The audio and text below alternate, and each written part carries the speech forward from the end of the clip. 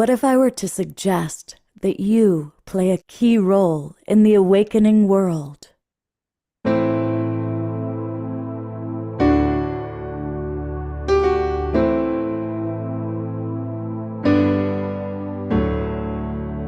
that you are watching this because you have heard the call.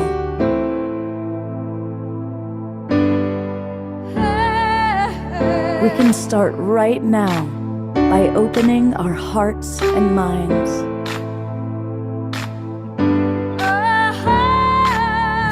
Welcome to the awakening world.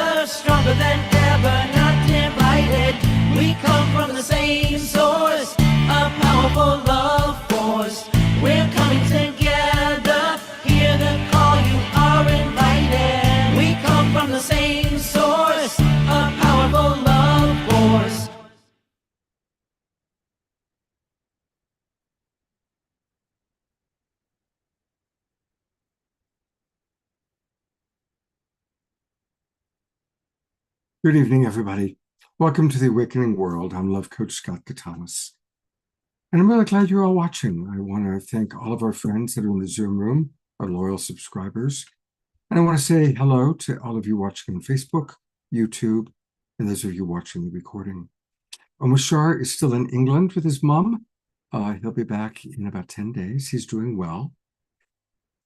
And I want to just briefly have us just all drop into our hearts for a moment, because we're talking about what I believe is the great human epidemic, shame. As a relationship coach, I've coached literally thousands of people. And almost always when we get to the hardest part of being human, the hardest experience that someone's going through, it always comes down to some form of shame, some form of I am not, fill in the blank, enough. I'm not lovable enough. I'm not wealthy enough. I'm not attractive enough. Whatever it might be. And we all have that, or almost all of us have it. And so often that we then collect evidence to support our negative belief about ourselves. Sometimes we'll tragically attract unkind people who will reinforce that. On the other hand, if we're fortunate, we attract healthy, loving community and family and friends who remind us of the divine beings that we truly are underneath any of the personality challenges or issues. We have three wonderful presenters tonight. Each one of these women I have tremendous respect for. So we're going to be hearing from Veronica Monet, who actually has the website, The Shame Free Zone. So we're going to hear from Veronica. We're going to hear from Ashley Pfeiffer, who is also going to lead us through a body matrix meditation. So I'm excited about that. I'm going to start things off with our friend Hannah Burke. Those of you who are regulars have seen Hannah on the show before, and she and I've had some deep conversations about this topic. And to a large degree, Hannah, you're what inspired me to, let's do an entire show on this. So thank you for being with us. And I'm going to turn it over to you to share your story and then perhaps a song. Yeah, thank you so much, Scott. Wow, just hearing you say that felt like a hug, an embrace of honor. Um, Welcome, everyone. So good to be here with you. My name is Hannah Burke. I'm going to share a deeply vulnerable story of my life, and then I'll share some songs as well through the course of the night, and at the closing, a guided practice for all of us to transmute shame and other dense energies into deeper communion with love, harmony, and truth within ourselves. I first want to name that I'm a trained clairvoyant psychic. I'm really an all-clair psychic, but my training was specifically in clairvoyant psychic development. I'm a Reiki master, a devotional musician. I sing in devotion to the Divine Mother and write these love songs for her, for the earth, for our soul's awakening, that journey. And I'm an ascension guide, which was a name I spiritually received during a Kundalini awakening last year to embody the work that I do here in the world. And in this last year, I also have been spiritually initiated onto a path that the Divine Mother is showing me called the Christos Shamanism path. For the last year, I haven't been fully ready to receive the title of this work, and it's only been more recently that I have opened myself to become willing to welcome this energy fully into my being and speak to it as I've started to embark on training with a very powerful Andean shamanic practitioner and learn these ways to become more deeply connected to my body, to the elements of nature, and to be in service, deeper service, ever deepening service with my gifts.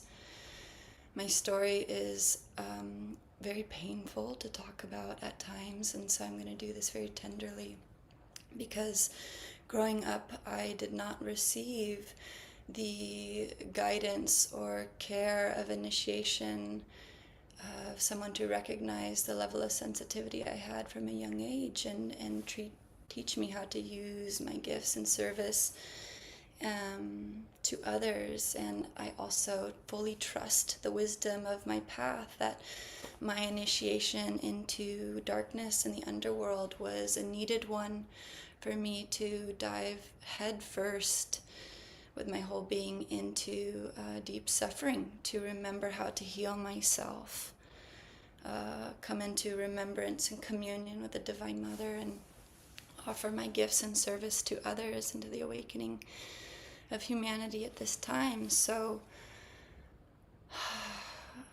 tonight's topic around transmuting shame into self-love is such a powerful and potent and important conversation that I am very willing to dive into. And I just want to start by dropping right into where the core of my deepest shame really took root in my life. I had just moved to Marin County. I was 12 years old, this new girl, and I felt like my life had been torn apart in this move. It was devastating to my being, and it was the beginning of when I became deeply disconnected from myself. I started to harm myself. I started to rebel against a culture that I wanted nothing to be part of. I had so many emotions in me that I felt had been invalidated, ignored, suppressed, that I had somehow internalized this message that I didn't matter, that my voice didn't matter. So why would I share my deeper truths with others? It started to eat me up from the inside out. And ultimately I had a deeply traumatic sexual experience, not a full sexual experience, but sexual energy was occurring on some level when I was 13 years old, and it was, I'll say this very gently, not done in an honoring or sacred way. The culture of youth is not initiated into any sort of, for the majority of the kids, it's a culture reflected through porn or shame-based sexuality. And so I had this experience at a very young age that I was deeply ashamed about. And the person, one of the main people who was involved with this, made up a lie to the extent of which we had shared this experience. And in my defensiveness, I spoke another lie to try to protect myself from that. And it just, all of this culminated in knotting me up inside with so much shame that a year later, when I was in 8th grade at 14 years old, I attempted to end my life for the first time. And this happened to be on Mother's Day, which I only name because I've had incredibly powerful experiences, both of light and dark, powerful soul initiations on Mother's Day throughout the course of my life, leading up to my remembrance of the Divine Mother fully. This didn't make sense to me at the time, but anyways, this was on Mother's Day. I attempted to end my own life, and in a moment of clarity, I realized I did not actually want to die. And I used super glue to stop the bleeding, and I didn't speak of that experience for several years with anyone, nobody. I kept it to myself. I was deeply ashamed. So I continued to, find my way through the world as a young person with so much inside of me that I didn't know how to connect to or even name or give voice to. And I found art as an expression that really started to help me. I started to paint and draw prolifically. Eventually I started playing guitar, and as soon as I learned a few chords on the guitar, I was writing songs. And this was just something that I loved. I loved to do it. And but I was also still deeply disconnected from myself and numbing, through certain substances. I was very interested in like altered states of consciousness, but I was doing it from a more like unconscious place, because on one hand I liked the state of consciousness, and on the other hand I was very anxious to just sit in my body, that my body was full of trauma that I didn't know how to process or move on my own. So it was deeply uncomfortable. When I first became sober, for the first time around 18 years old, I started to have full-on panic attacks. And the first panic attack happened when someone was speaking to me about sexuality, and I realized I felt like I couldn't breathe. My body flooded with heat and fire, and I started to hyperventilate, and I had no idea how much unconscious trauma I was holding in my body and in the layers of my field. So long journey, and many more layers I could reveal, but I want to really start to talk about the medicine of how I began to reconnect to my true divine nature. I had a direct revelation in communion with the light of the Divine Mother that really initiated me onto my path of remembrance. I got to a place that was so unbearably painful in my life that I made a promise to myself and to whatever the God source was, this Holy Mother of pure love, that I would do anything in my power to heal myself and to remember what I'm doing here. So I dove deep into the world of spiritual healing arts. I started practicing meditation and prayer, Reiki energy medicine, and ultimately I started to train in psychic development. And it was during this experience that I had a profound reconciliation with my sexual energy and the sacred innocence of its true nature. I will briefly touch into a very deep story before I offer a song, but I just want to name that at one point in my journey I became aware that it was time to honor myself. All of myself is sacred, and I consecrated my being and my sexual energy to sacredness, to the sacred frequency. And on the night that I did this.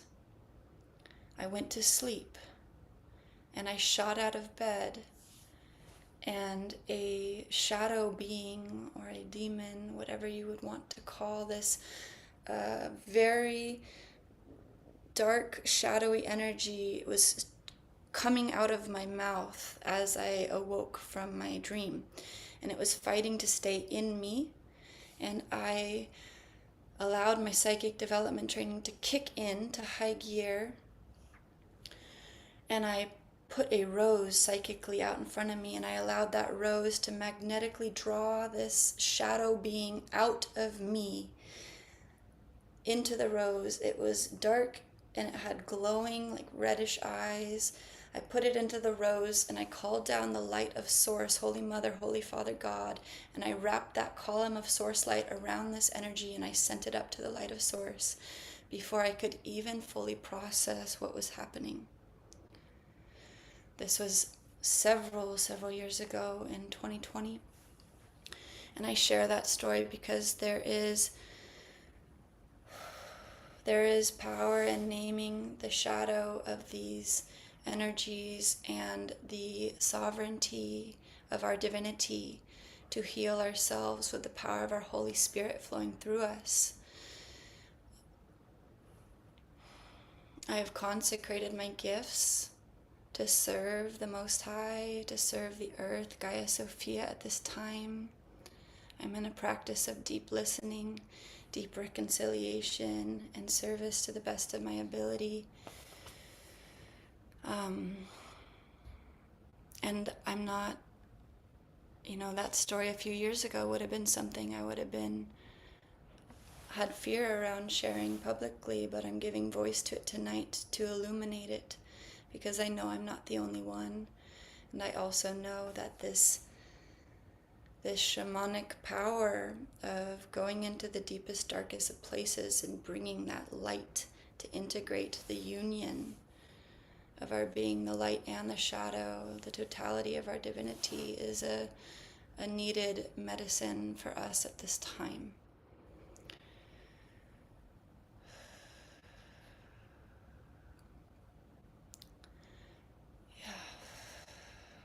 I'm going to share a song with you now that I wrote to honor my first vision and experience with the radiant light and the unconditional love of the Divine Mother. It was a deeply transformative experience in my life, and it set me on the path that I am on today.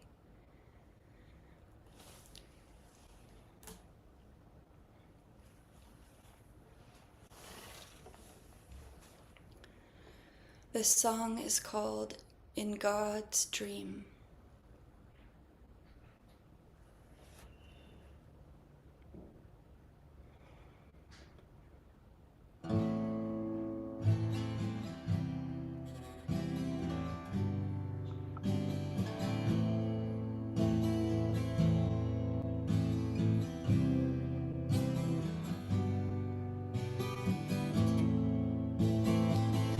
I used to be depressed and disaffected. I didn't think my existence mattered much at all. And then one day my spirit vibrated higher than the body dimension. I got a little glimpse of ascension in the unified field of life. That's when I saw her face and her radiant gaze and the rays of light shining all through space. And I remembered that I'd forgotten. I didn't know. I told her as I stood there in the road, with tears falling down my eyes. She smiled at me and telepathically reminded me that my soul has a dream, and the world was waiting, oh, to be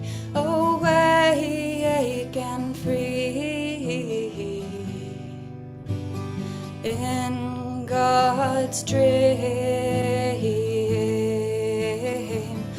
oh, to be awake and free. In God's dream, and I'll tell it from the mountain high. And I'll tell it to Father Sky. I'll tell it from the mountain high. And I'll tell it to Father Sky. You're the web of life, divine feminine Christ, mother of all life. Sophia be thy name. You're the web of life, divine feminine Christ, mother of all life. Sophia be thy name. And oh, oh, oh, oh, hi, hi, hi, hi, hi, and oh, oh, oh, oh, hi, hi, hi,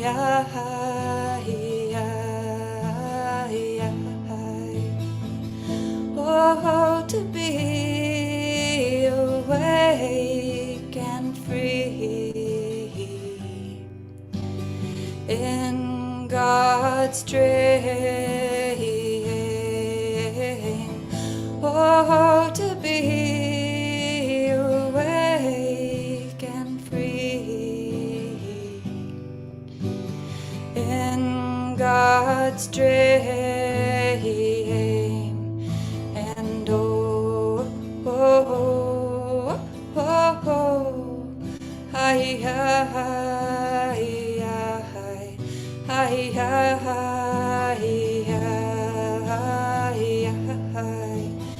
oh, oh, oh, oh, hi, hi, hi, hi.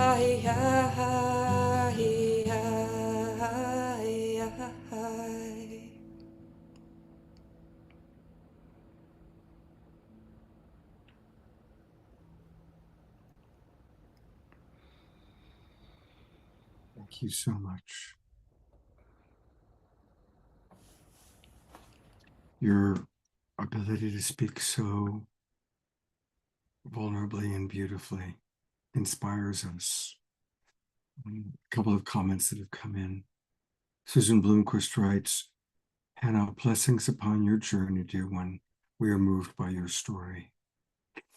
Dr. Laura writes, that is so beautiful, Hannah, that you consecrated your sexuality to the sacred. Also, I loved that you used the rose to draw the negative psychic energy out of your being and then sent it to the light. It's a beautiful modeling for us. And of course, lots and lots of people coming in and sharing how beautiful your song is. So beautiful. So thank you. Thank you. And we're, of course, going to bring Hannah back on in a little bit. It's my pleasure to introduce our next presenter. She's someone I've actually known for decades. We go back days. And she's had an extraordinary life. Many of you may know Veronica Monet because she's been on CNN, Fox, Bill Maher. She's spoken at all the major universities. She's an internal family systems trained relationship coach, a certified sexologist, an anger specialist, and a trained rape and domestic violence counselor. She brings a very rich array of expertise to her coaching practice. She's a filmmaker, and she was the creative consultant for the award-winning documentary with Joaquin Phoenix called Love Over Money. And her website is called The Shame-Free Zone. because Veronica's been doing this work for a very long time. So I think, Veronica, I'll just start by asking you, as you hear Hannah's story, Yeah. what reflections come up for you? You know, first of all, just what an ethereal song and what a gorgeous voice. That was just stunning. So thank you for that. I felt transported. um, I have met very few women who haven't had a sexual experience that felt shaming or predatory or demeaning in some way. And statistically, we know that at least 1 in 4 girls will be sexually abused before they reach the age of 18. The statistics for boys is not quite as dire, but it's about 1 in 6 to 1 in 10, depending on whose data you go with. And that's a really stunning indictment for how we are perpetrating something that we call sex, which I don't actually see as sex. I see it as a form of violence.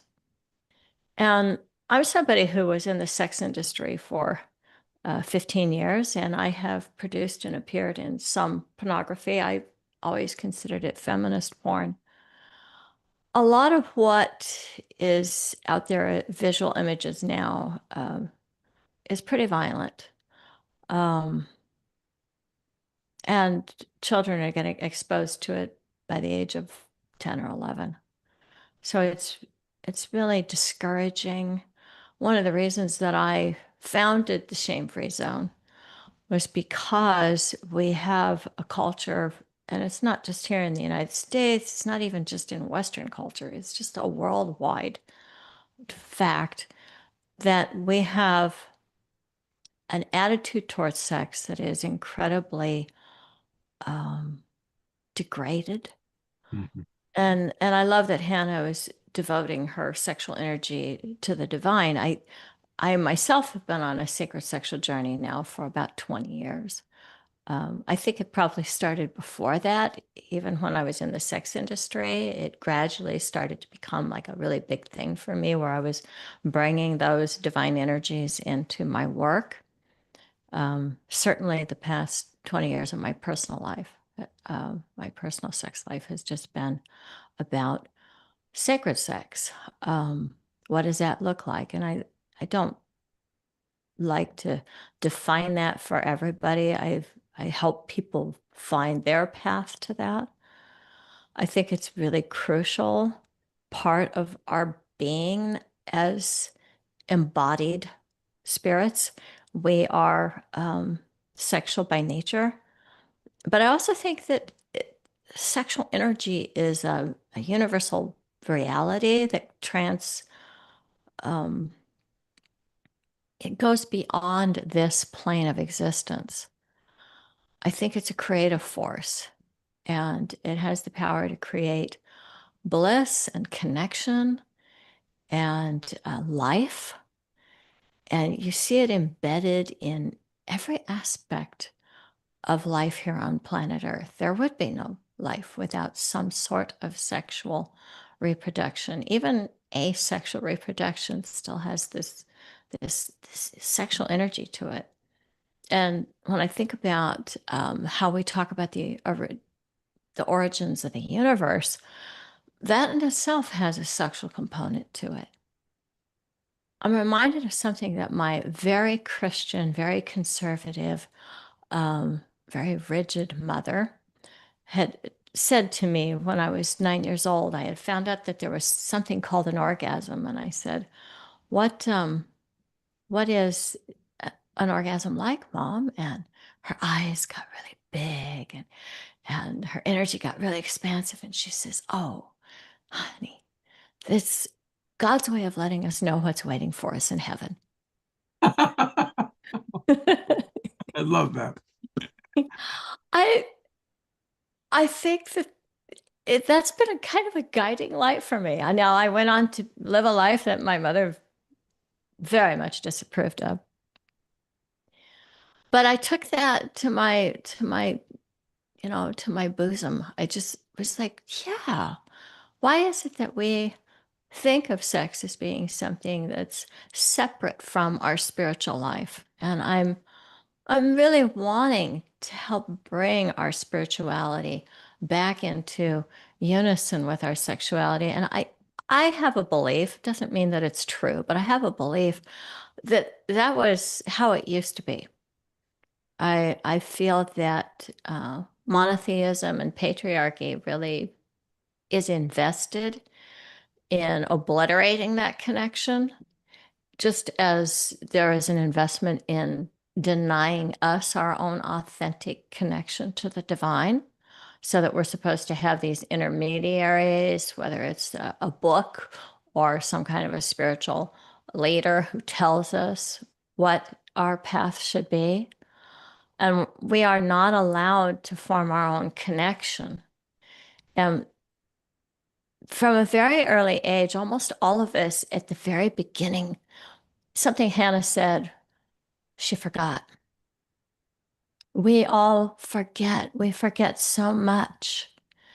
We come here knowing something about who we were before we got here, and about how beautiful we are, and how perfect we are, and how connected everything is.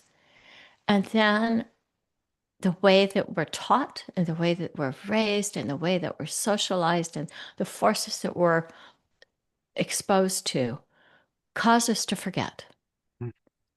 And we forget who we really are, and we forget what we already knew. I always think it's kind of strange how adult human beings have such a hard time telling when somebody has ill intent, because it's something that my dog never was confused about. But it's like animals know, they sense energy, and we can too. We can sense our own energies and the energies of each other. And there's a way in which we have a moral compass inside of us. We arrived with it. But then these other forces come in to tell us that things that we know are right are wrong, and things that we know are wrong are right. And certainly I was raised by a cult, a religious cult that I was born into, and two very damaged parents who tried to tell me that the abuse that was going on in our home was God ordained. Oh. Yeah. Now, they didn't go so far as to say that the sexual abuse was God ordained, but certainly the husband's physical abuse of his wife was God ordained. I read the Bible from cover to cover when I was 12 years old, and I was very devout. I wanted to have a spiritual awakening, and I thought, I'll read the Bible and then I'll feel closer to God and God's spirit will come into me. And that's not what happened. I actually felt like vomiting and I couldn't understand why. And I thought, oh, there must be something wrong with me. It took years for me to realize, no, there was something wrong with the message. The Old Testament Bible's got so much shame in it, so much violence. And I don't want to trample on anybody's beliefs, but most people will say, even people who really believe in the Bible and find that there's things in it that they enjoy or find value in, that there are portions of it that they don't take literally, like, how to kill and sacrifice and take slaves. That's all in there. And I don't think it was any mistake that I felt nauseous when I finished the book. There was a lot of messages around shaming women's sexuality. I was really taught a lot of shame and had it foisted upon me, and a lot of shaming of the female body and female function. So even our periods become like a source of shame. And I really think that that is one of the reasons that I founded the Shame Free Zone, is just because I was shamed so heavily for every thought and every feeling.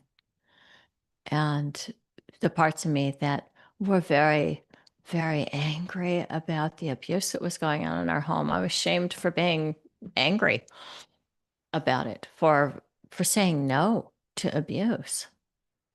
And certainly I went on as an adult to get into adult relationships where a man would be perpetrating abuse towards me and would shame me for objecting to that abuse.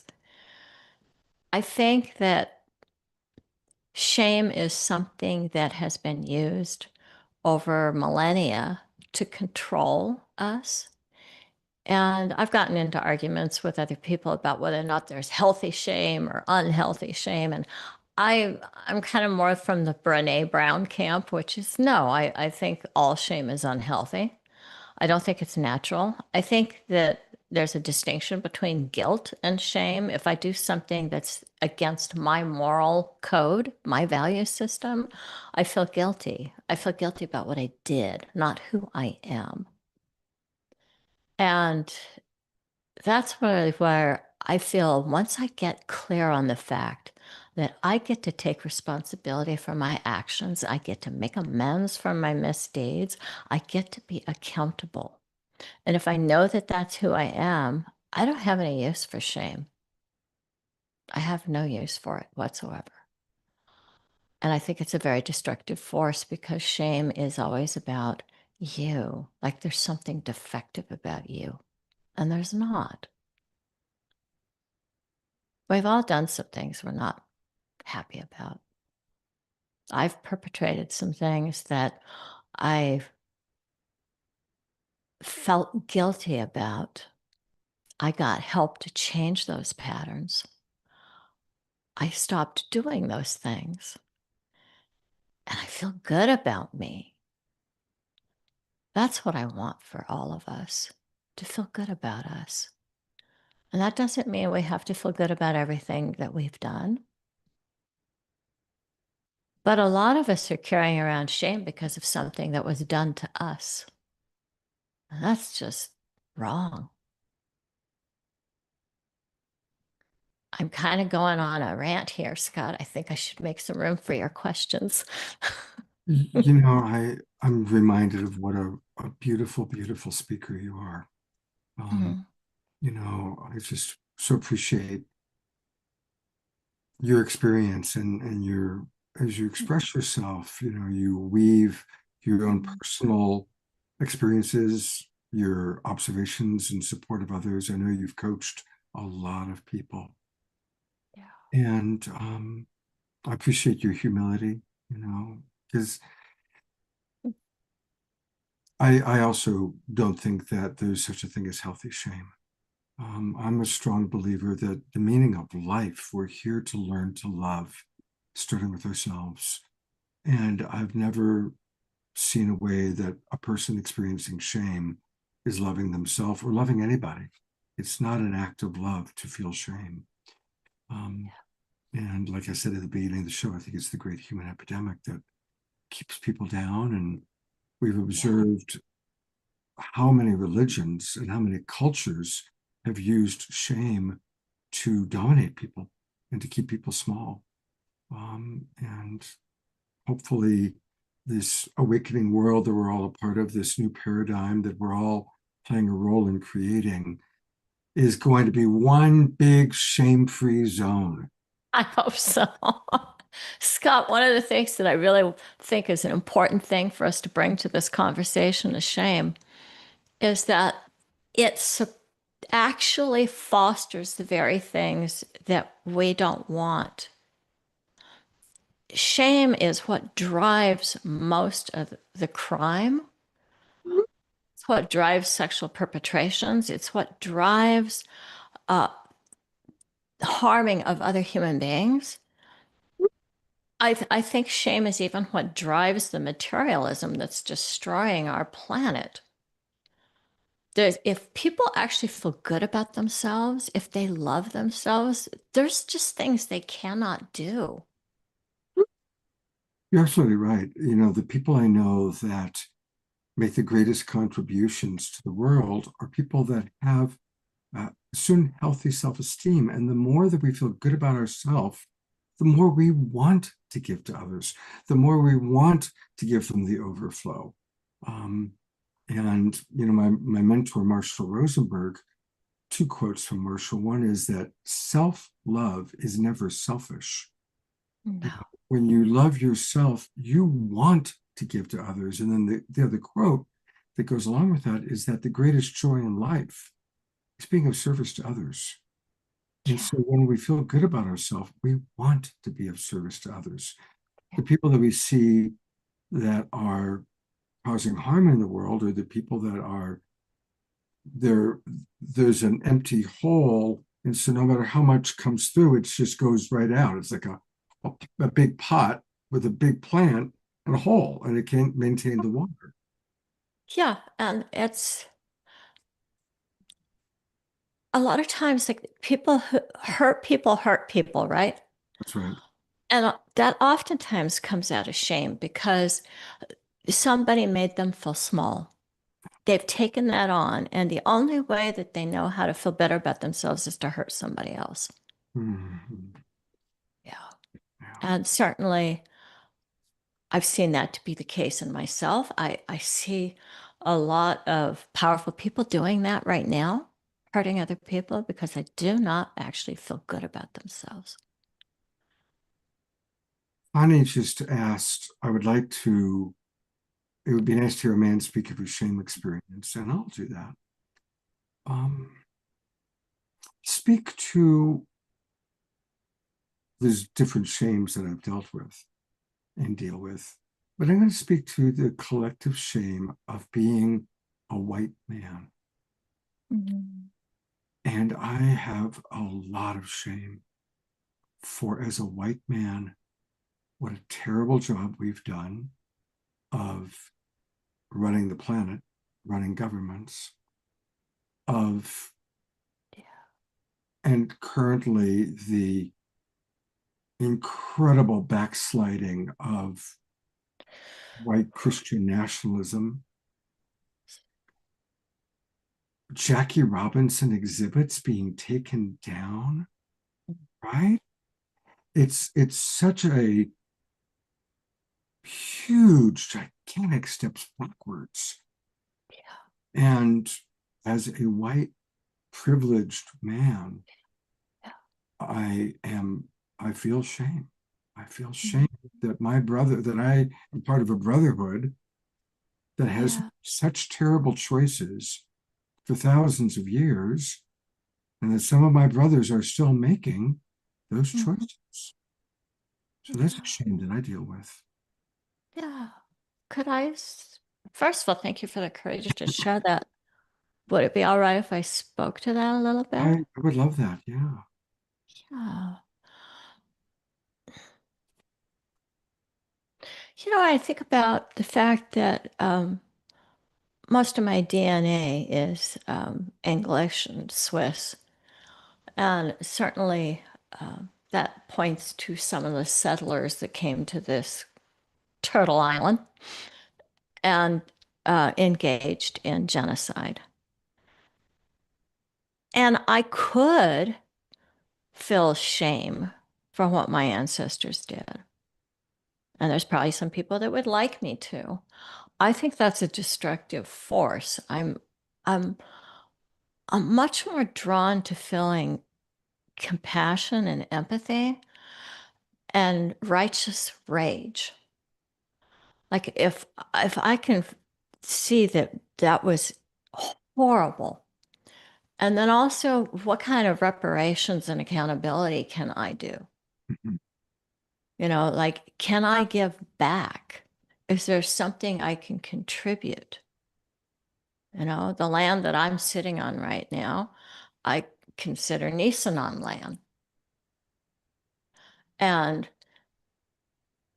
you know, everybody has to do what they have to do, but I don't have any children, no natural children. I had stepchildren that I helped to raise.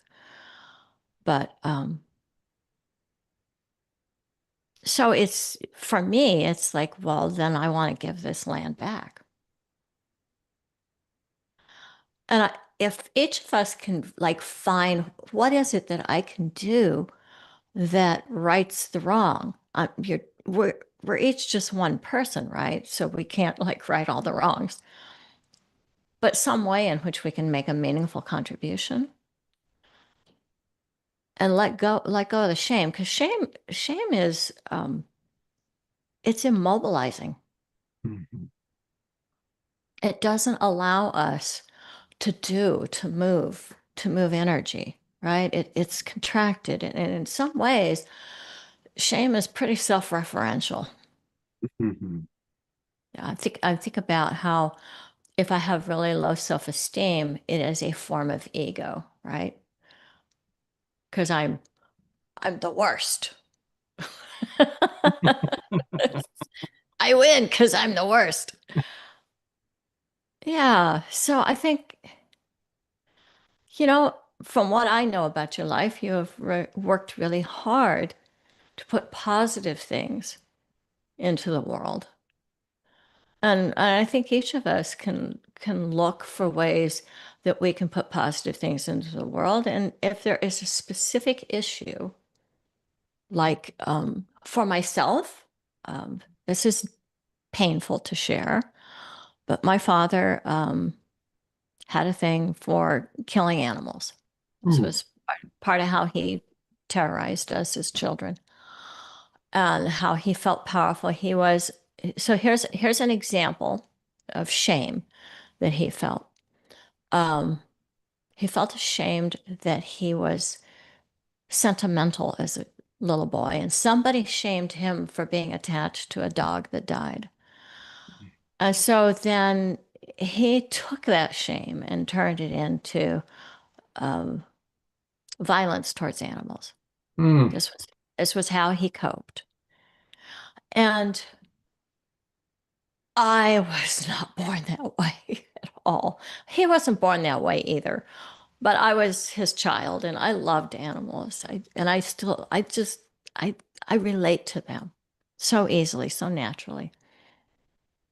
But at some point when I was a teenager, he had yelled at me so much about not wanting me to be sentimental about animals that I participated in some of his violence. Oh. And when I did that, I I wounded. There were ways in which I felt like I killed a part of myself. But I realize now that that part never died. I wounded it. I wounded it deeply. Mm. And so I I have lived my life in amends to that. It was one instance, but it was a really potent one for me. And it's really important to me that I make that amends. It's an ongoing living amends that I make. I've donated time to shelters. I have donated money to rescue organizations. And I have learned a different relationship with animals. For 25 years, I lived with dogs and they were my partners.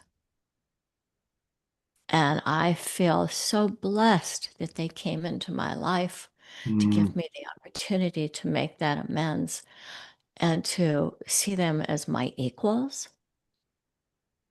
So I have learned so much from animals that brought me grace and forgiveness.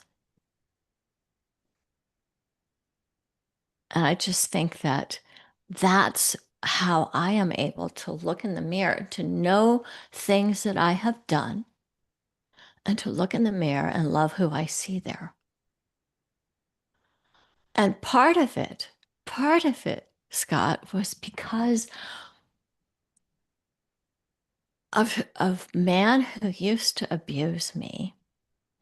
He was my husband. He got well. He got help. He learned how to stop being abusive. But I still had some of that violence in me, and I did not have any avenues for help to stop being that person. So we were divorced, and I asked him to help me. And one of the things that he taught me was that when I did my violence, I had to love myself. If I could not love myself, if I could not bring that love to me, I was going to do it again. Because it's self-hatred that drives the behaviors we feel ashamed of. Hmm. And that's why I don't think we're doing anybody any good when we go into the shame. Feel guilty, take an action, make it right, make amends, be accountable, clean up your act, know what your bright lines are. If you're going to start moving in that direction, you need to write your course. I don't know if anything I said was helpful to your situation. I think everything you're saying is, we're all learning together tonight. We're all sharing together. And I'm going to read a couple of comments that have come in. Yeah. And then we're going to hear from Ashley. Okay. Dr. Laura writes, please remember, everyone, we have all been white, black, red, and yellow in many, many past lives. We've all been perpetrators, victims. We're all humans, emanations of the divine. At some point, we will all give up on the victimhood and the outward projection of our traumas. I pray that that time is coming now. And Kath writes, this shame is generational. My mother was abused by her father. I'm a child of an inappropriate relationship with older men when she was 19. I just found out 7 years ago. I was called a liar. I know it's my mom's shame. I'm her dirty secret. The little red-headed stepchild. I'm now estranged from them. It's okay. I've grown so much spiritually the past 6 years with the help of people and programs like this. So thank you, Veronica. Yeah. And, I want to address that for a moment. And then I'd love to hear what you have to say, and then we'll bring up Nashlia. I have a strong belief that part of our life is that we all have ancestors that made extraordinary sacrifices for us to have the freedom and abundance that we enjoy. They crossed the plains, they fought in the wars, they worked 3 jobs, and many of them sacrificed hugely with one dream, a better life for their offspring. And that's us. We have that better life. Yeah. But they were in survival, and they didn't have the time, the money, the tools to deal with alcoholism, their low self-esteem, their domestic violence. So like Kath says, it's generational. And, we now know that before we're even born, we receive a genetic download of the ancestral history and the trauma of our ancestors going back 7 generations. That's about 140 people. So every one of those people, they've been raped, they've been murdered, they've done terrible things. And we carry that with us. But the freedom that we have, with the abundance that we have, now is our time to pay it back by really resolving the alcoholism, dealing with whatever the generational trauma is, whatever the ancestral trauma is. For you, the ancestral thing of violence. And you had to experience the part of you that could be violent, and the greater angel within you that was like, no, violence stops here. Alcoholism stops here. Abuse stops here. Yes, and I want to add to that. something that one of our viewers said about dropping victim and perpetrator. I am in the process of birthing a paradigm where we drop the label of perpetrator victim. I qualify as both labels. I do not think that the labels help us. I think what's helpful is to say victimization, perpetration. We're looking at action. If we can get our focus back on actions, we can address the actions, we can address the behaviors, and stop trying to put people in categories.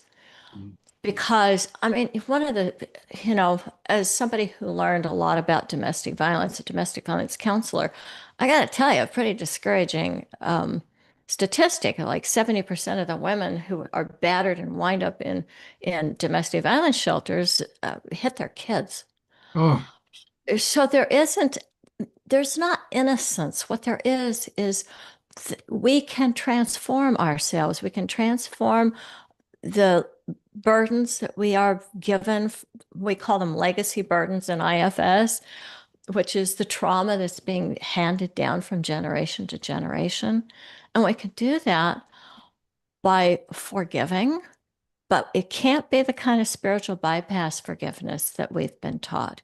It has to be the kind of forgiveness that is rooted in righteous rage about how egregious these behaviors are.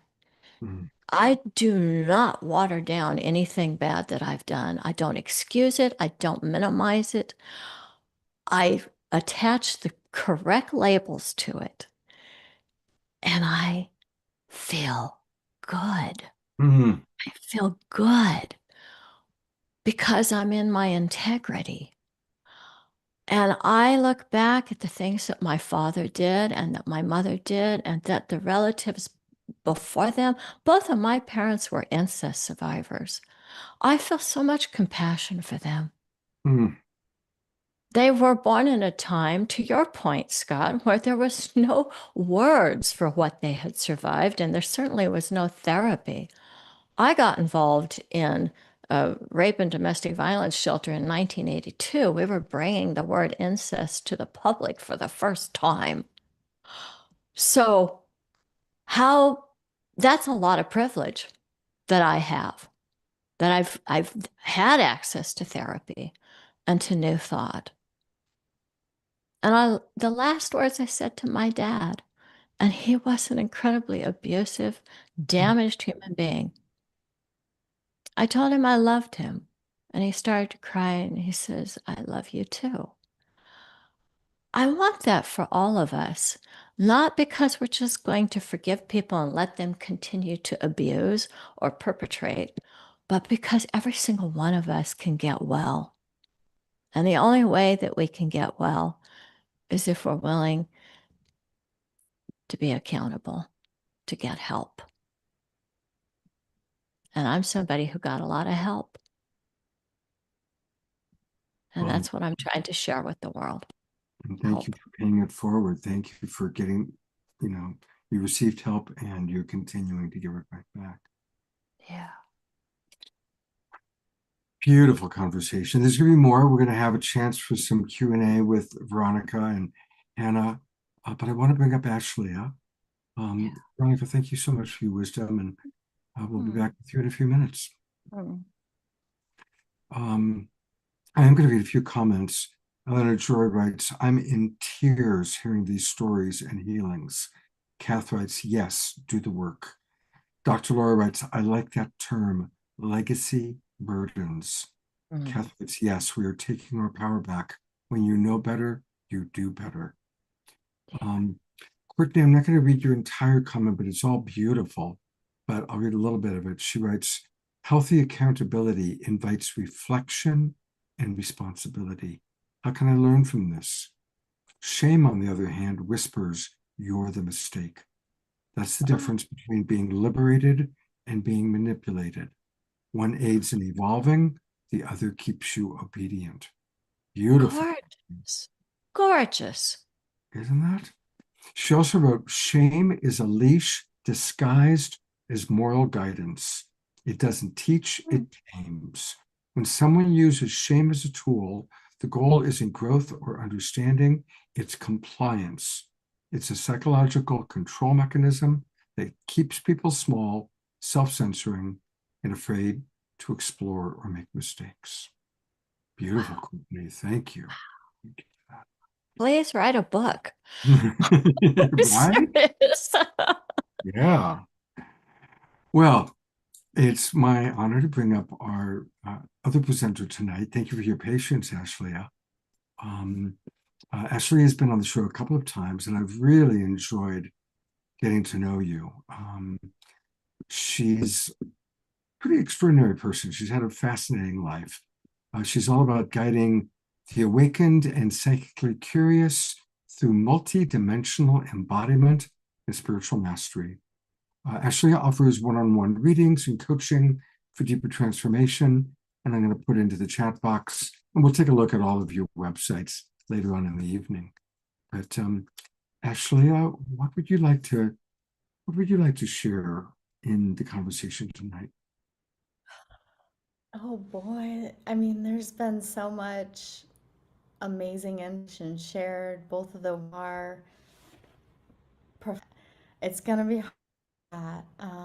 In regards to shame, so my area of expertise is multidimensionality, understanding the body as a vehicle for your soul, light, spirit. Something that stuck out when Hannah spoke, she consecrated. And that's what we do in the body matrix. You shift your systems. So there's a connection link made through your intent, your participation with your higher self, where you get to choose to shift those systems. The energetic configuration you incarnated into that holds information, what if you could change that without having to live through those lessons that are coded within you? I believe you can. I believe I've done it, and I've helped others do it. And that's why I created the body matrix. Shame is systemic. And what I mean by that is when we have shame, whether accumulated through our own life experiences or passed down to us through our genetics, it's part of a larger system that seeks to use your life and light force, what resides within you, what animates you, and then creates reflections and refractions from the holographic nature of the human body. So today we're going to do a meditation, a short body matrix meditation, and we're going to focus on the spine.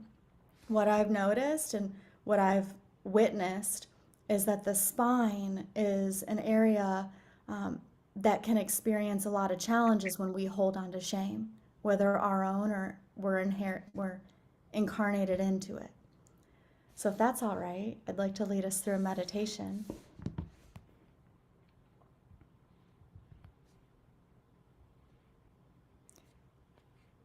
Take a moment, take a breath, start to feel your body.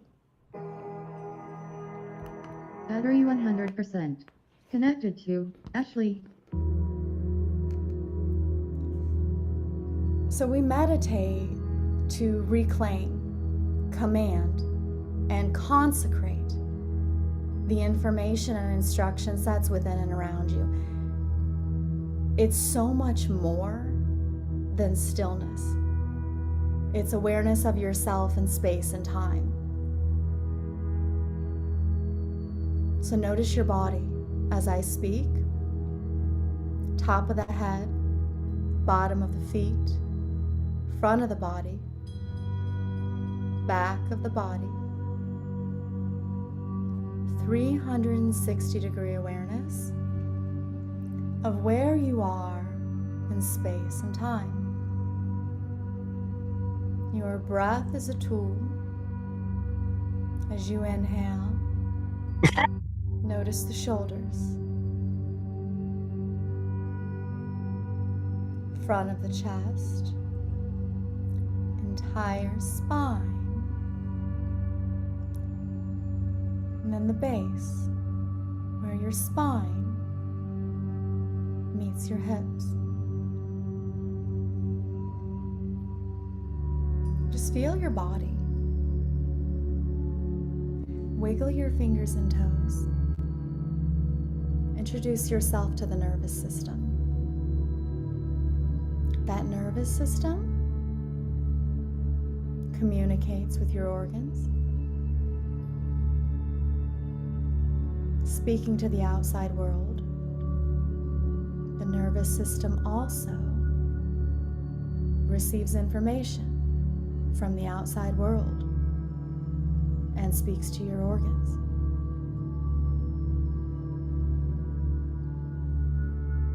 So wiggle those fingers and toes, feel your body in its entirety. This is a beautiful gift that you give to yourself. The gift of presence, awareness, acceptance of where you are, how you are.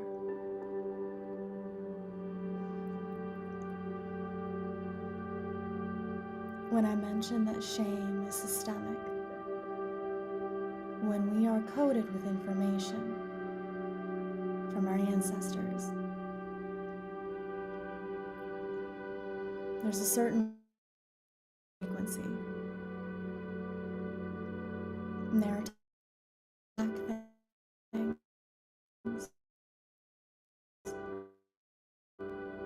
resting here and now in this moment.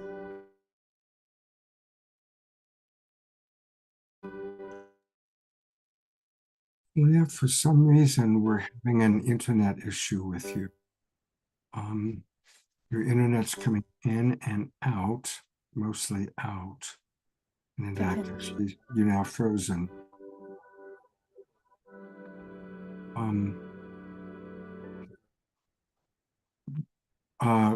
So it's showing me that your internet connection has gotten really, really poor right now. And so you kind of are breaking up and you're frozen, unfortunately. And what you're sharing is so beautiful.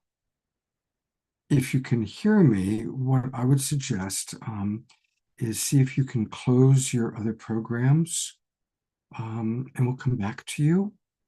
But while we're in this, we tend to, Is that any better? well, let's see for a moment. Let me go back and the spotlight on you. Test. Yeah, now it's gone to yellow. It was in the red, so now it's to yellow. So let's give it a go. Just close any other programs you might be running, please. Okay. All right. So we're tuning into the body. The body matrix, it's a frequency.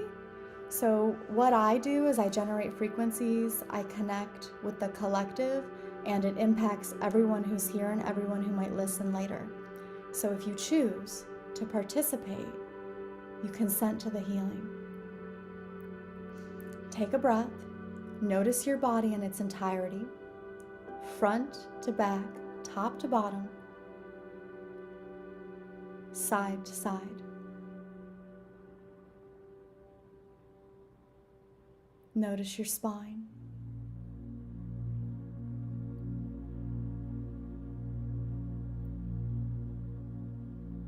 As you breathe, using breath as your tool,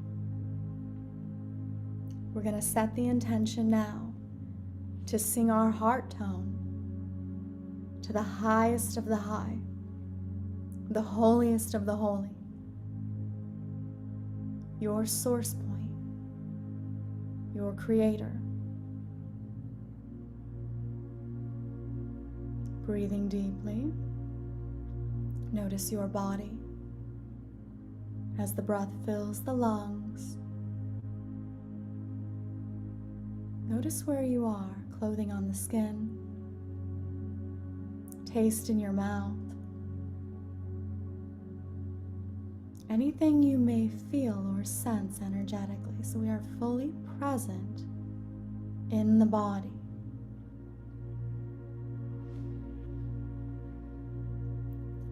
As you notice your breath, as you notice your body, we bring special focus onto the spinal column, setting the intention now to listen, to the calling and guidance of our higher self, to release old ways of thinking and doing, and to free ourselves from the stories that once defined us. The stories that have been written into ourselves. Maintain focus on the spine. Notice the front of your hips, sexual organs. We claim, command, and consecrate all systems, layers, and levels of our being, and the entirety of our isness, in service to the Most High.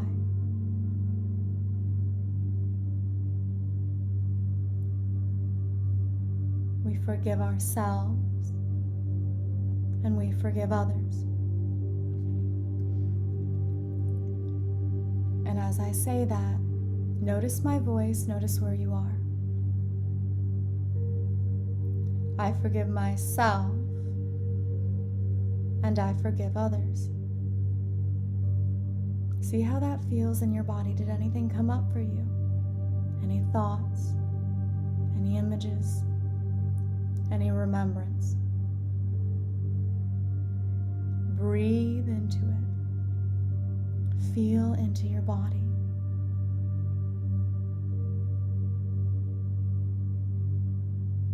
And notice that subtle sensation that animates you.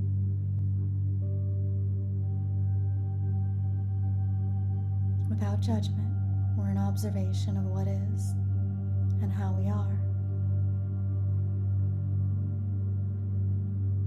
What comes to your consciousness will show you where you've liberated yourself or limited yourself. And it is through your will and your way that you release. Taking a deep breath in, notice your hips and then your jawline.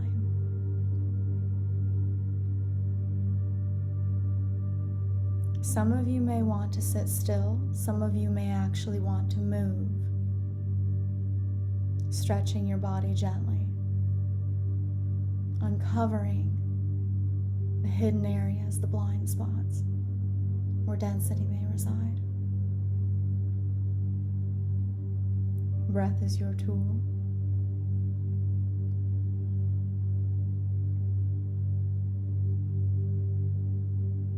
Notice what you feel. Subtle field of energy around you, 360 degrees. Top of the head, bottom of the feet, front to back, inner to outer. Now is an opportunity to claim your I am presence. Breath as your tool. I am safe. I am loved. I am healed.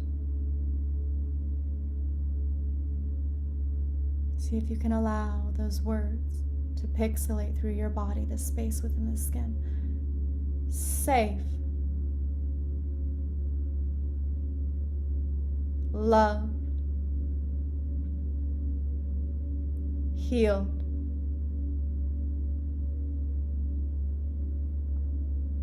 Hold that frequency. Notice your skin. Breath as your tool. The space within you. Fill that with your awareness.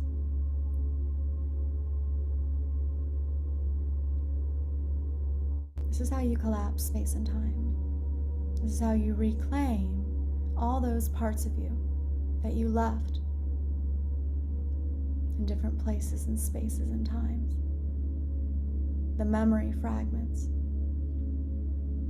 It is presence. Deep breath in. This is your claim, your command, and your consecration. All systems of the body. Aware of that spine, bottom of the spine, top of the spine, jawline, hip bones, and pelvic floor. I am safe, loved, healed.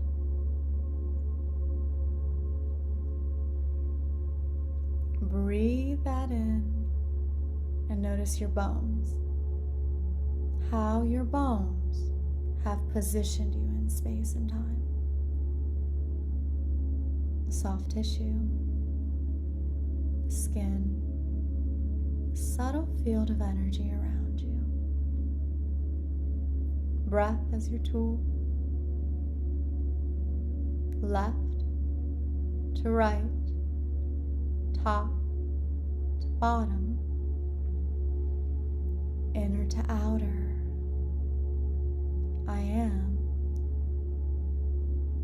present.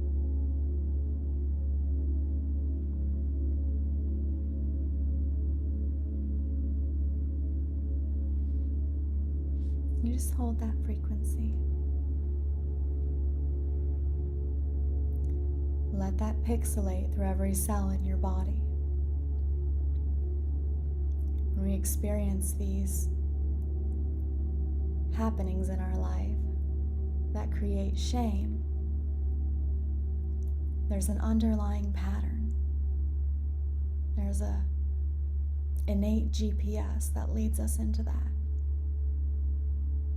For some reason, the human doesn't eradicate those things as we evolve.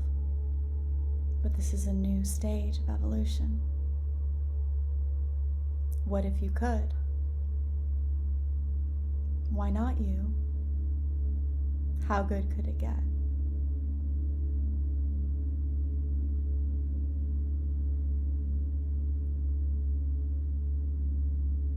We're going to let go of all the stories because you know you're part of something so much bigger.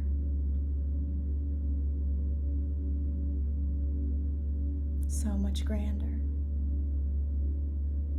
And if you could watch yourself and observe the magnificence that you are as a human being, you would celebrate every experience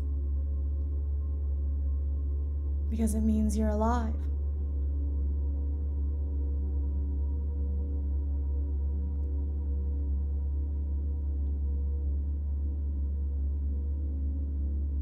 Feel the life that runs through you.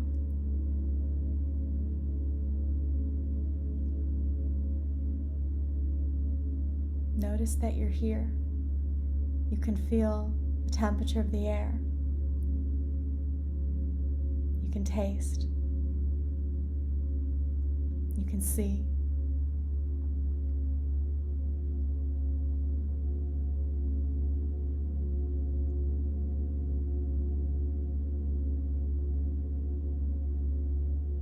Coming fully into the body.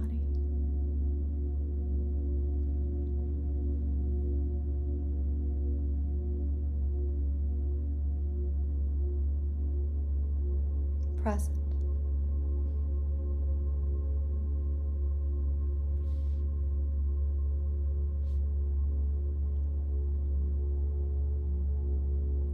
If you feel inspired to share how you're feeling, you may type that into the chat. This is the Body Matrix Meditations. I offer these every Wednesday at noon EST. Come join me. Every week we focus on a different shift, perfecting our frequencies.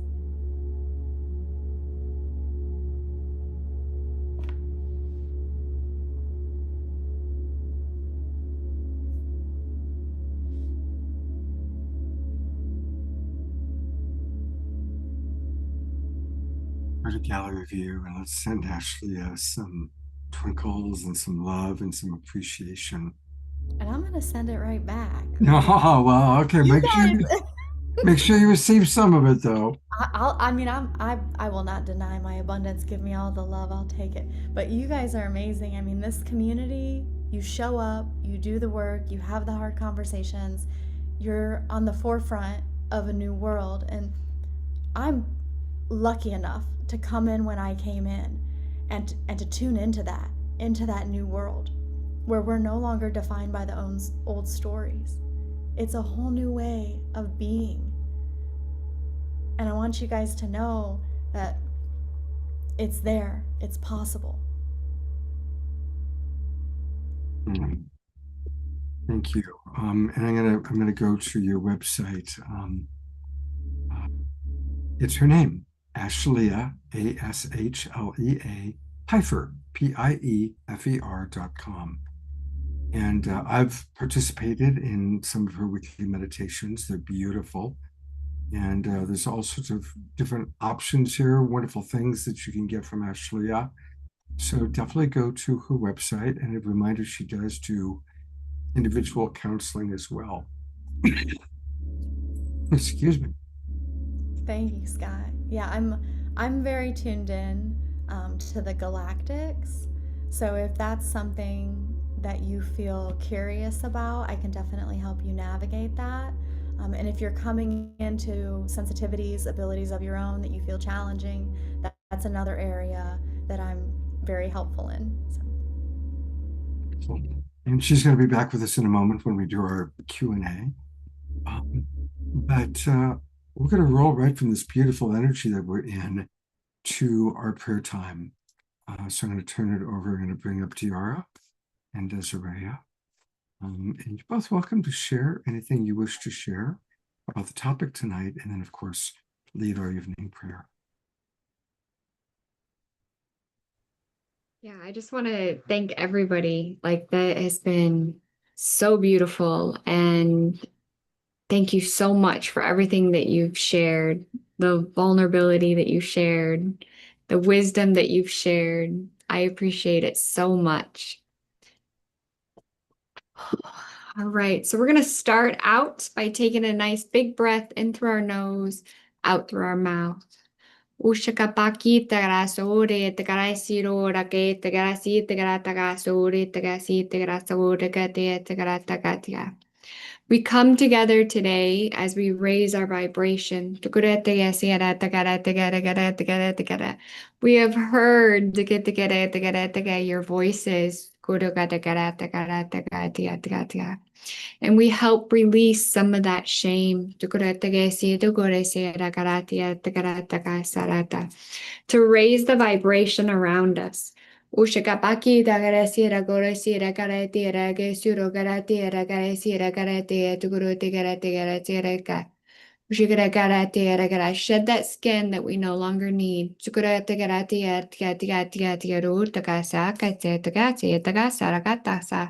Oshagabaki da Sarai to Shagare Tagaraga Oshagrake Tagarasiru Sagatagi Saraka Siragarataгаtia Oshagrabaki Tagarata Siruga Siragatia Tagarasura.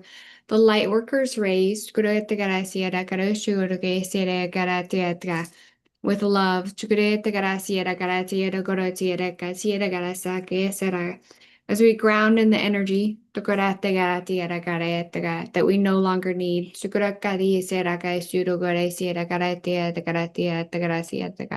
We go deep within with a new vision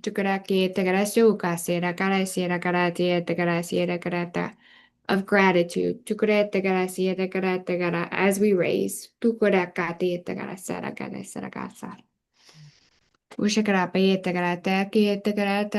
Raise above the shame as we fly with freedom to the heavens. Thank you.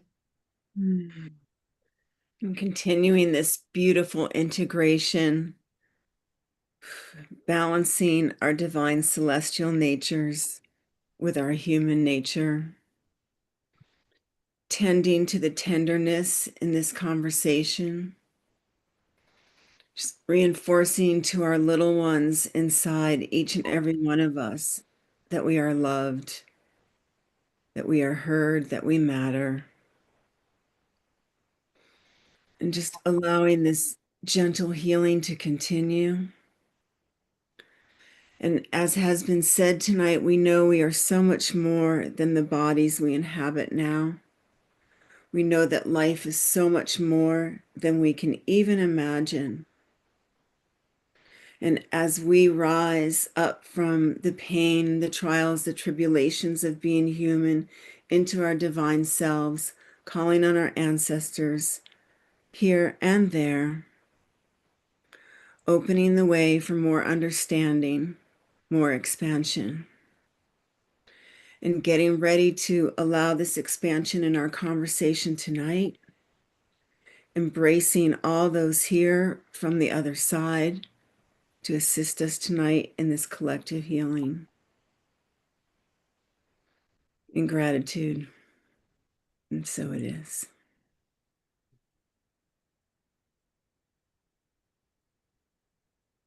Review for a moment. Thank you so much, Diara and Desiree, every week for the high vibration that you bring to our Global Peace Tribe. Thank you very, very much. I have one significant announcement. A reminder that this Friday night, we're going to have a special event. For those of you in Northern California, please join us live at the Sunrise Center. We're going to be doing a very special evening all about near-death experiences. And for those of us who can't be there in person, it's going to be available on Zoom. And the gentleman who is made this wonderful movie, most of you were with us on Saturday night when we showed the trailer, is with us tonight. So I'm going to bring up Dan Drayson. Welcome, Dan. Thanks for being back again on the Awakening World tonight. And please tell us a little bit about what to expect on Friday night. Wow. Well, this is a bit of a shift from the wonderful, deep inner feminine energy that we have been bathed in all evening. So to shift gears a bit, just a little bit about myself. I've been a media producer and writer and filmmaker most of my life. About 30 years ago, I became intrigued with afterlife studies of all kinds. And it's part of a general recognition on my part of how limited our sense of reality is here in this physical level, and how shallow it is in a way. And I think for myself, and I think for many folks, the most accessible influence for us in terms of connecting with the greater reality can be connections with those loved ones of ours who have passed. And so many of us who have had that experience of loved ones passing have sensed a connection with them in one way or another. And that their presence has sort of magnetically influenced us to become on some level more aware of the greater reality. So back to my own path, about 30 years ago, I became particularly interested in afterlife communication as a path. And it really started when I met a fellow named Mark Macy in Boulder, Colorado, who had been researching and practicing instrumental transcommunication for years. This is something that was new to me. I was actually kind of suspicious of it at first. But I soon became aware of its history, met practitioners, did a lot of investigation into this. And simply, it was the practice of communicating with folks on the other side through modern electronics. This has been going on since the 1950s, when tape recorders first became consumer items, and people started hearing voices on their tapes that shouldn't be there. Initially, these things were sort of dismissed as well. Maybe the machine's picking up a radio broadcast radio station, and so it was sort of this thing that kind of existed in the background for a while. No one paid a huge amount of attention to it until some investigators in Europe really locked onto this and said, "Wait a minute, there's something's going on here, and we have to be scientific about it. Not to dismiss it." And so this gave rise to decades of experimentation and refinement, and in addition to the scientists who first started working with this, ordinary folks with their little cassette recorders and other personal electronics became involved in communicating with their loved ones on the other side through these very simple technical devices.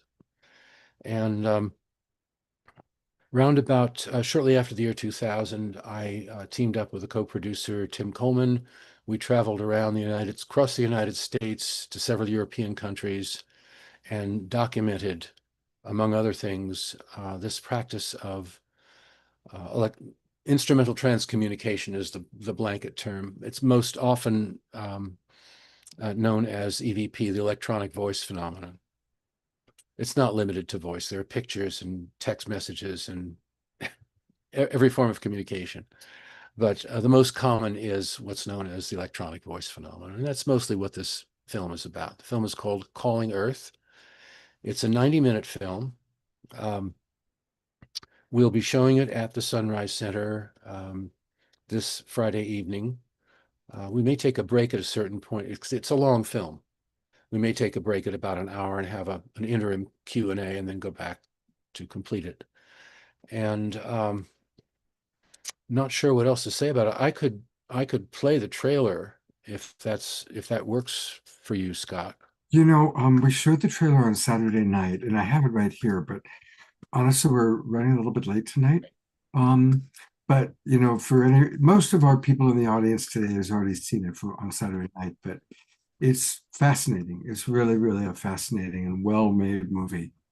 And so the easiest way, I've put the direct link into the chat box, but if anybody watching on Facebook or YouTube, if you want to join us on Friday night, go to sunrisecenter.org, sunrisecenter.org, and then click events, upcoming events. And the very first event that comes up is this one that Dan is going to be doing on Friday night, which I'm going to help him with a little bit. Can we communicate with the other side through electronics? And then just click buy tickets. It's only $5 to be part of the Zoom broadcast. And we will definitely have a quality conversation with Dan. So please do join us Friday night, 7 o'clock. And I also will send out an email to our entire email list, letting them know about it and giving the links and all of that. And we hope to see you on Friday night. Yes, Dan. Yeah. And just as a bonus, one of the things that I'm going to also show on Friday evening is a website that I've created with two of the most remarkable mediums I have ever encountered. And if you want to preview, anyone can go to cosmicvoices.network. Cosmic Voices, one word, .network. It's not .net, it's .network. So just go there and explore. Beautiful. Thank you, Dan. Enjoy the rest of the show. We've got a little bit left. And I will, of course, be with you on Friday. Wonderful. Thank you, Scott. And again, that's Cosmic Voices Network. I'm going to bring up our presenters. I'm going to read a few comments. Couched right in the middle of a gulp there, Ashley. Yeah. I'm going to read a few of the comments. And then if any of you have questions, now's a good time. But I'm going to read some comments. Ashley, I think maybe if you could turn your music off. Oh, sorry, I didn't realize. It's beautiful, but I want to be able to hear what people have to say. Susan Bloomquist writes, my journey with shame was that I was so often shamed by people so that I would obey. I simply served and ignored their opinions. I had the advantage of freedom of movement and nature, thank goodness. Kath, by the way, in reference to what we just saw, writes, my NDE, my near-death experience, changed my life incredibly 6 years ago. Tiara writes, thank you, Daniel, for bringing this to the mainstream. Kath just bought her ticket. Thank you very much. You know, here's a question. I'm going to put it out. You can contemplate it for a moment, but I want to read a couple more comments before we answer the question. It's from Dr. Laura. Are you seeing more wispy dim lights or light smoke out of the corner of your eyes throughout the days? This phenomena has really increased for me recently. How about you? That's very specific. Carol Craig, by the way, Dan writes, also my NDE changed me profoundly. I can't communicate with the other side, but I'm 100% certain that some people are able to access the energy of those who have passed. And George Noble wrote a beautiful comment about his being shamed because of his communication challenges.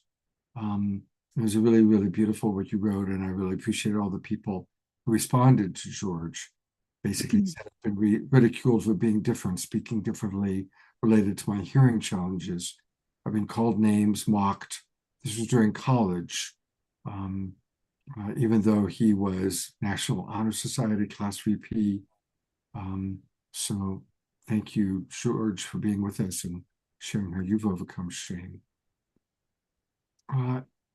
And if any of you have had an experience similar to what Dr. Nora is asking about, I guess I'll open it up with that, and then I've got a question for all three of you. But has anybody been seeing smoke through the sides of your eyes? Is that Not smoke, but I've definitely seen an increase in activity within and around myself. So it could be how our consciousness is interpreting, the fluctuation of energies or essences that might come into our environment. I've been noticing an increase, and I live in the Midwest of Columbus, Ohio. Mm-hmm. Well, here's a question for all three of you. What's a tool, a practical tool for overcoming shame? When somebody has I weigh too much, or I'm not pretty enough, or I don't make enough money, what's a way to get out of that pit of shame? Yeah, I'll start. I will bring an internal family systems therapy tool to the conversation. So if we think about ourselves as being comprised of sub-personalities, you just kind of like, we're very, very complex. We're composed of a lot of DNA. Most of it actually is a microbiome. So we're kind of a walking, breathing community. And in a similar way, we have subpersonalities. If you've seen the Disney movie about Inside Out, it kind of brings that to the fore in a really approachable, fun way. But getting to know the different parts, what are their motivations? What is the part, like I'm working with a part that was shamed around seeing the abuse. Like I wasn't supposed to see it and call it what it was. And the exercise is to go towards the part that feels shame and find out about it. So I have to bring it curiosity and compassion. I cannot come towards it in a way of trying to tell it, go away, or stop that, or, get lost. It's more, that's a part of me that I took on because I was shamed as a child. So if I turn towards it with compassion and curiosity, I'm coming from my higher self. And my higher self has this beautiful wisdom. It's ancient, it's connected to the divine. And I don't coach my clients towards my solutions for them. I coach them towards their solutions by getting them in contact with their higher self, which has all the answers. So higher self has wonderful features like clarity and compassion and creativity and connection and courage. And I want to bring particularly the curiosity and compassion to the part that is feeling shame. It is doing that to protect me. And that's a hard one for us when we find that there's some part of us that's thinking, feeling, or doing something that we don't like that makes us feel sad or bad. We want to dissociate ourselves from it. And that part actually needs our love, it needs understanding. My parts internalized the shame to keep me safe. Had I, as a young child, thought that the people that were shaming me were wrong about shaming me, I would have seen what an unsafe situation I was in. So I created safety as a child by taking it on and saying, yeah, I'm bad. Mhm. And now it's about going back and finding that part and getting to understand what's motivating it, why it still thinks it needs to do this, and then helping it understand that I actually can free it. I can pull it out of that. And I can do that by assuring it that I am safe now, that it's safe to stop doing that. So there's many other tools, but that's the one I want to offer right now is just go towards the part with love, find out why it's doing what it's doing, and it will start to relax and give you some space, give you some freedom from it. Beautiful. Yeah. Love that. Just today, I was working with a client on his subpersonalities, and it's so important for us to identify the different parts of ourselves, give it names, love, and love all of our subpersonalities the way that a loving mother or father would love all of their children. Yeah. And like children, we don't let our subpersonalities run the show. We give them Yeah. voice. We listen to what they have to say. We take into consideration. We acknowledge their feelings and their needs. We let Yeah. the wise, centered part of ourself be Yeah. the guiding force, to be the parent, if you will. And Scott, I found that when those parts find out that you actually have a wise parent inside, they're very happy to stop doing all that work. Yeah. Well, usually a subpersonality that's not being heard will then act out, just like a child that Yeah. wants to be heard, that wants to be understood, will act Yeah. out because they're desperate to be heard. Yeah. So we need to be able to listen. Yeah, and a lot of them are still stuck in the past and they think that they're the only thing between you and disaster. You're right, right. Thank you. Hannah or Ashley, do either of you want to address this? Hannah. Yeah, thank you so much, Veronica, for what you have brought forth this evening, Ashlea, as well. Deeply moved, and I just want to speak to that. Getting really curious about, and innocent around what is arising for us as we transmute these layers. I'm going to go deeper into this guided practice and process with us in a little bit, but for now I just want to speak to how these layers of shame and other dense emotional imprints can surface or be, triggered, come up, and speak from personal experience from a moment around the work that I've done to create safety in myself through love and consciousness, to go within, to have the awareness. Whereas before I had that awareness, shame would close me up or cave me in on myself. It was very uncomfortable. And today I can feel in my body, in my bones, in my being, what is arising, and I tune in to it now. I tune into it. I name what I'm feeling. I name that I'm feeling shame in this moment. And then using my inner telepathy, I ask, what purpose has this served in my life up to this point? What is this doing here for me from this place of inner wisdom? And when I receive that answer, it comes from a deeper place inside of myself. And I invoke the light of my higher self, which we're going to do together in this process. Invoke the light of my higher self to support me in transmuting this layer that has presenced itself for transmutation. And so I invoke the light of my higher self to dissolve this layer of shame in my body, in my light body, this pattern through love, through deeper harmony, and through truth. And I sit and I let myself do this breathing practice and alchemize the energy today.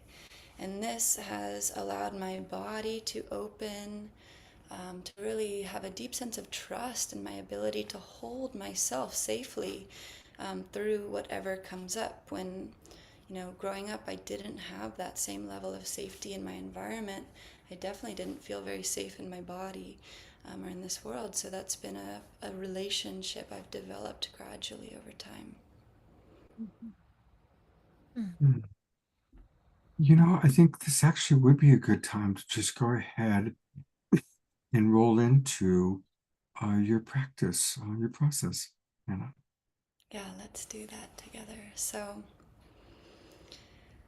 I first just want to invite everybody to really drop into your body and feel your bones. Feel your heart. Feel your blood. And I'm just going to invoke a prayer for the divine love of the Holy Mother, Holy Father, and Gaia, Pachamama, to hold us in this field of God love energy through all space and time, through all dimensions of reality. So we can allow our higher selves to guide each of us through this process together. So I'm going to first invite us to practice the breath before we go into the actual process. This is a somatic breathing technique that will inhale and exhale all through the mouth. And on the exhale, I invite you to create that very gentle vibratory exhale and see if you can feel that subtle vibration without any forcing or pushing. Just go ahead and practice inhaling and exhaling through the mouth with an audible vibratory exhale. Feel that gentle hum of vibration in your chest and your throat.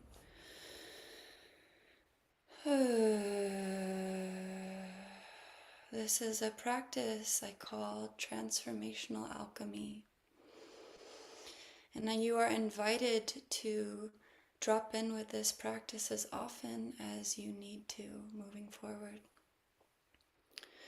So one more cycle of the breath to practice. Inhale through the mouth. Exhale gently.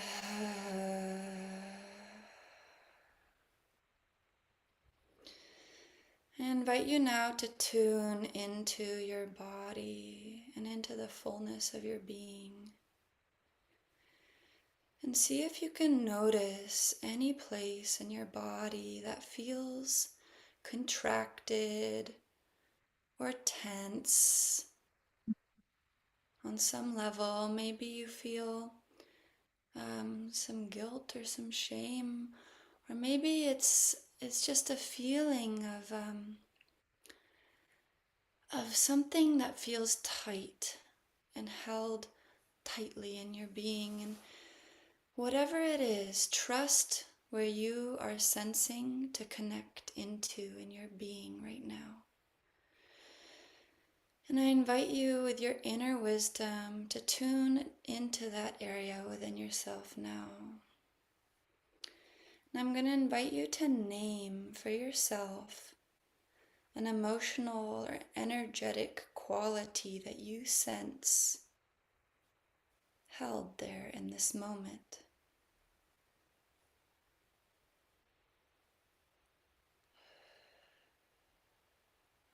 I invite you to trust what you sense. And through your inner wisdom and inner telepathy, I invite you now to attune to that area in your being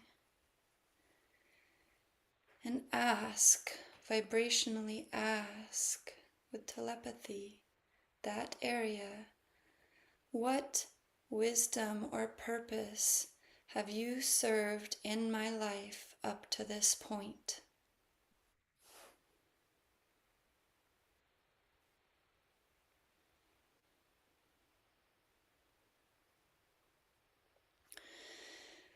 And I'm going to invite you now to begin the cycle of breath in and out through the mouth with a vibrational exhale.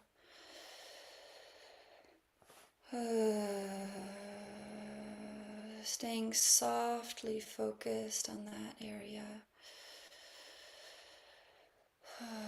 And I'm going to invite you now to internally invoke your higher self by vibrating the intention and words.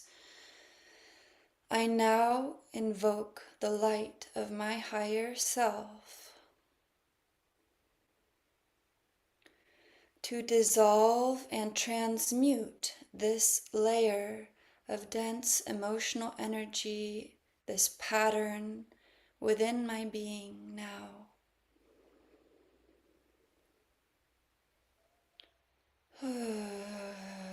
Continuing to breathe the breath as you invoke the light of your higher self to transmute this energy into deeper love.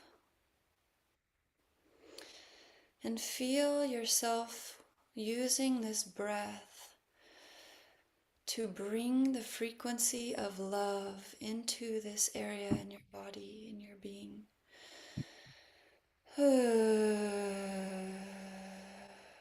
Allowing the light of your higher self to transmute this area, staying softly with yourself through the breath.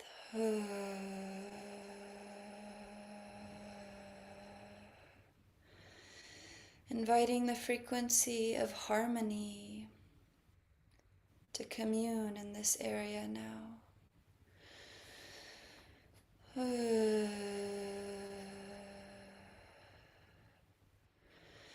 Drawing that light of your higher self, trusting yourself to bring the energy of truth and wisdom to the center within you now.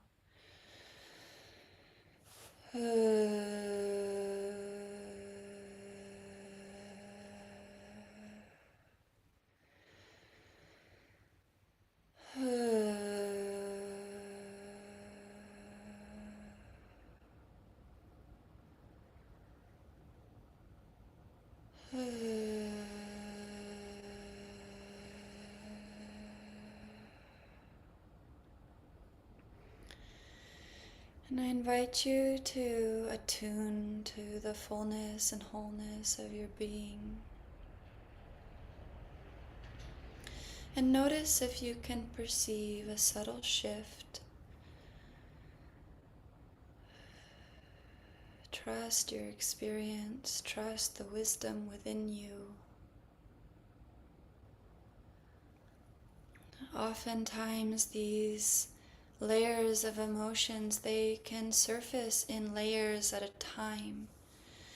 So know that a layer was transmuted tonight to the best of your ability, and this practice is here for you whenever you want to deepen in to inner communion and transformational alchemy for yourself, to connect to the places that may still be holding on to emotions and energies from the past, and allow yourself to invoke your higher self to facilitate transformation through love to these areas, gradually and in ever increasing measure.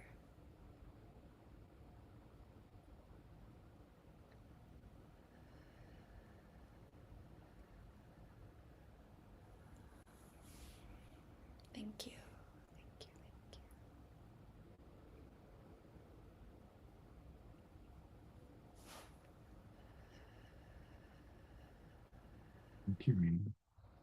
And I want to let people know a little bit how you can get in touch with Hannah and learn more about her offerings. Her website is also her name, Hannah, Hannah, Burke, Bourke. Hannah Burke, but it's spelled Bourke. And that's where you can learn about her wonderful offerings. She provides Reiki, psychic soul alchemy readings, also does group work, really honoring the divine feminine. She's a beautiful musical artist, as we've already heard, and we're going to close the show with a song from her.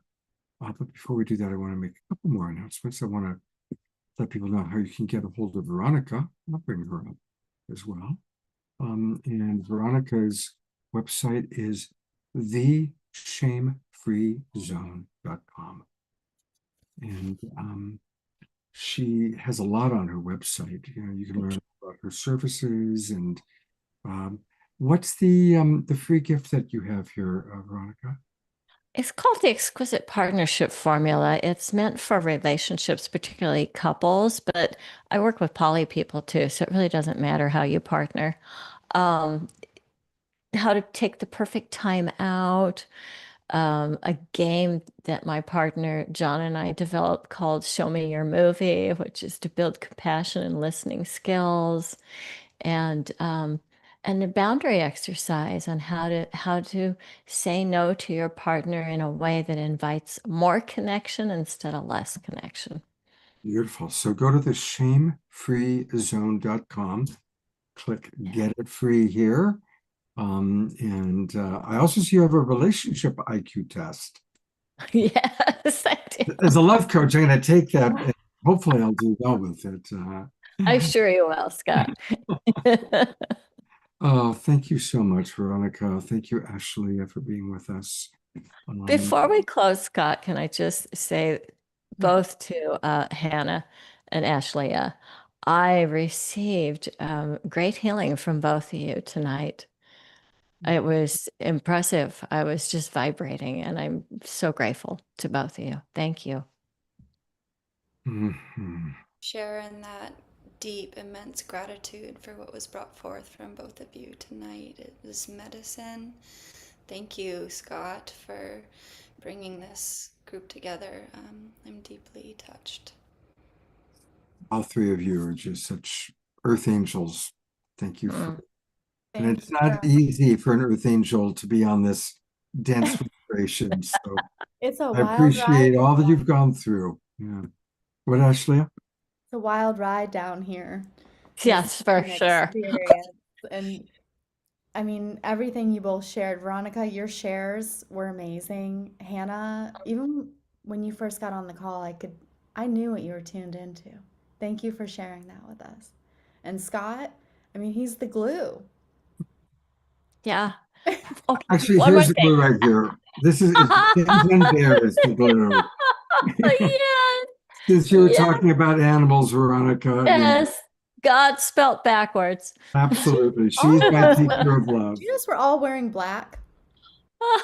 Well, that's right. Yeah, and my pants are black too.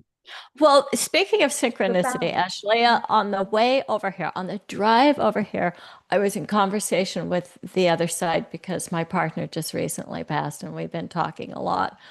And it was transmitted to me that over there, they raised their vibration as a group.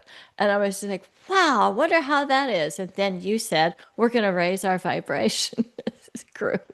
So just The going. Oh. collective, yes. Having Yeah. loved and known John, your partner who's passed, can you give us a headline of something that you shared about his experience being on the other side? I can. It's I heard very quickly afterwards, 12 hours afterwards, 1,000 voices. So, when you talk about the subpersonalities that we have in this embodied state, it's even more so there. And there's an ability to be in a lot of different locations at once. Mhm. Yeah. So, Mm. yeah. Mm. Yeah. John's Lots of beautiful. love. Lots of love. Thank you. Dr. Laura just wrote, Veronica, I really feel that truth. The animals, birds, and beings of nature have absolutely raised their vibrations. Yeah. They're in 5D. Yeah. Yeah. All right. I'm also going to bring up, since we're kind of about to close with Hannah's song, but I want to bring Dan up one more time, and Desiree, and our beloved Diara. Thank you all for your contributions to tonight's show. I appreciate it so much. And we're going to turn over to Hannah to close us out. So much. I love to say that we are weaving remembrance together. This song I wrote during that period of 2020. It's called Humble Like the Jungle.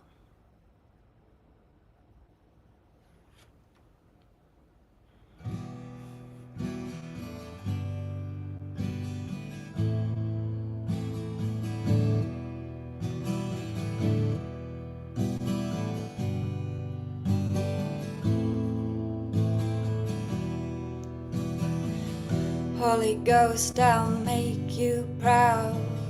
Yeah, you know I heard you crying out loud.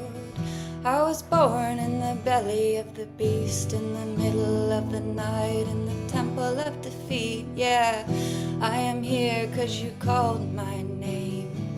I know the demon tried to snuff your flame. I'm cold desire, let the fire burn in me, for the elemental nature of my soul is flying free. Yeah, fuck this hell and all the damage done. Mother knows that the war's been won. Now's the time for the healers on the run to steady up the beat and the rhythm of the drum. Meditate, let it all arise. Celebrate every tear in your eyes. You're brave for just being alive, with the monumental weight of forgetting you're divine. I am humble like the jungle. I am bleeding, can you feel me? I am humble like the jungle. I am healing, can you feel me? Ooh, oh, oh.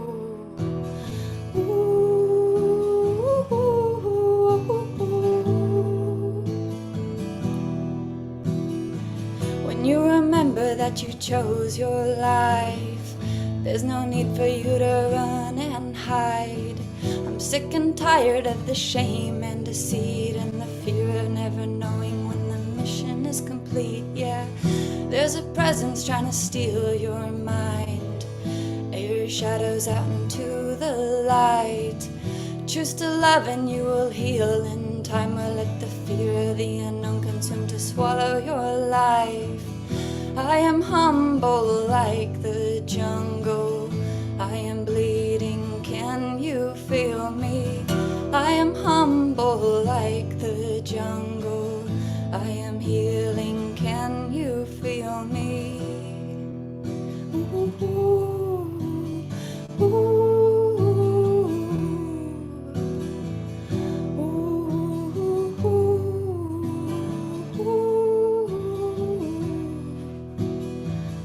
I am a never-ending song of the morning star. The situation's rearranging all that you think you are. I'll ride the wind like fever across the great divide. I'll return when you call my name, for my love's not afraid to die.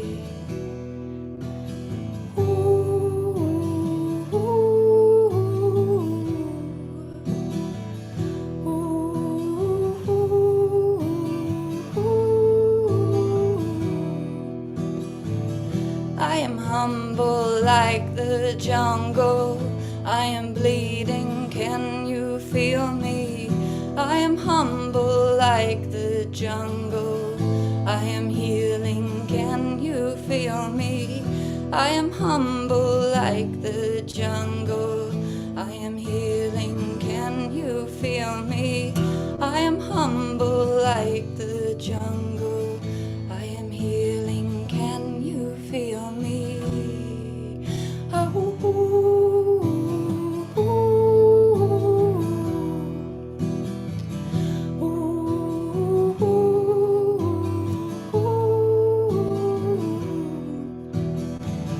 Holy Ghost, I'll make you proud. Yeah, you know I heard you crying out loud. I was born in the belly of the beast, in the middle of the night, in the temple of defeat. Yeah, I am here 'cause you called my name. I know the demon tried to snuff your flame. I'm cold desire, let the fire burn in me, for the elemental nature of my soul is flying free. Bless this hell and all the damage done. Mother knows that the war's been won. Now's the time for the healers on the run to steady up the beat and the rhythm of the drum.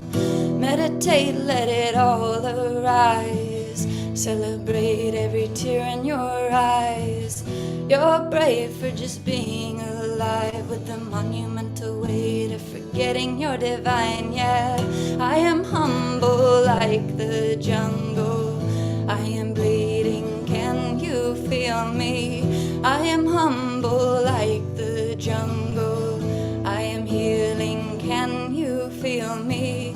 I am humble like the jungle.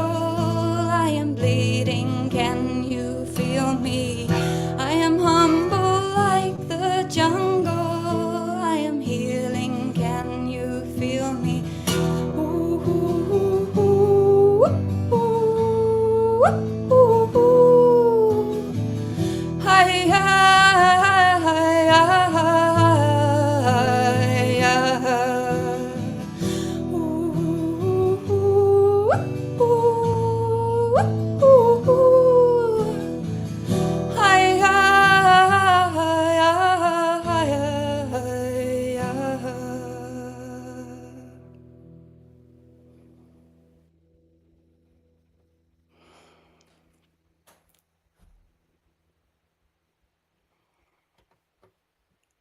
I know what song we're all going to have in our head for the rest of the night. It's such a beautiful theme and rhythm. And thank you, Anna. Thank you so much. So much love to you all. Thank you. One last announcement. Our upcoming show on Saturday night.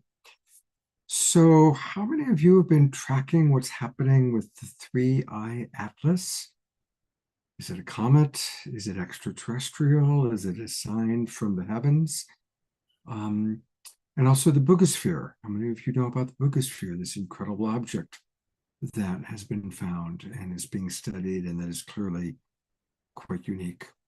Well, on Saturday Night Show, we're going to be hearing from a lot of the people that I really respect about exactly these things, these amazing elements that are coming into our world. What do they mean? And there's a certain amount of hype, there's a certain amount of hope, a certain amount of mystery. And so we're going to be talking about that on Saturday night. And actually, as an example, something that Hannah brought up to me that I didn't know about, which is another really fascinating thing that's going on. So I'm going to actually bring Hannah up one more time to share a little bit about, and I'm going to bring up a picture at the same time as well for her to share about this, another kind of interesting phenomenon that is taking place in our world right now. So let me bring you back up, Hannah. And here is the picture. So tell us a little bit about this miraculous being, this wonderful creature that has showed up on our planet at this time. So take a moment to behold the beauty and the sacred presence of this being. This animal was photographed for the first time just 3 days ago in Spain, and it is called the white Iberian lynx. Not only was the Iberian lynx thought to be extinct 20 years ago, but there has never been record of a white Iberian lynx. And its presence feels like a threshold omen. And when I saw this being, which was yesterday online, I want to share that the day before I had received a message from a rabbit on my walk in Roy's Redwoods. This rabbit stood right in the middle of the trail, and it told me the time of purification on earth has come. The time of purification has arrived.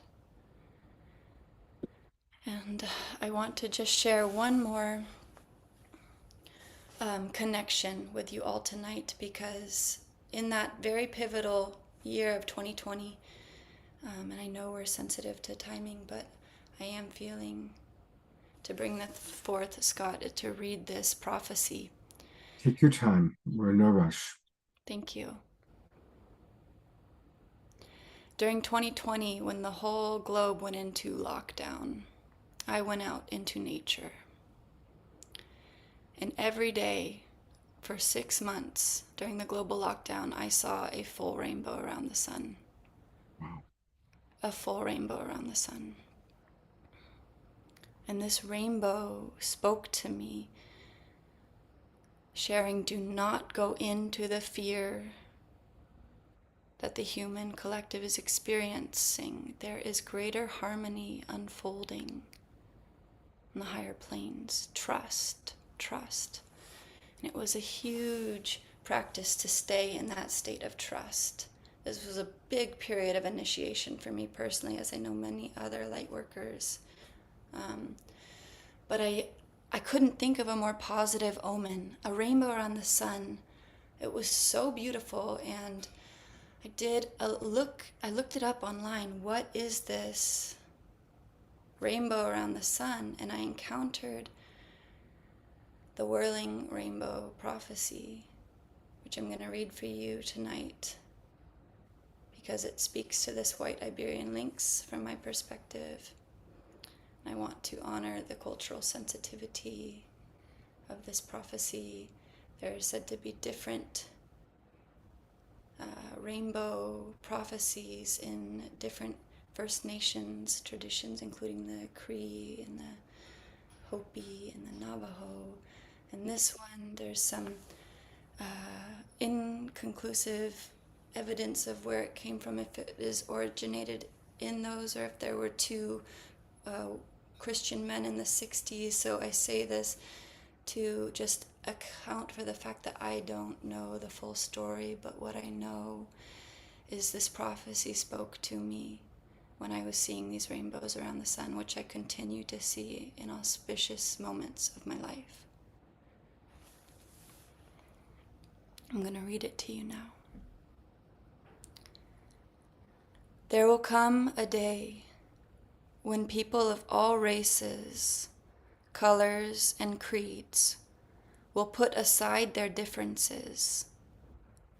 They will come together in love, joining hands in unification to heal the earth and all her children.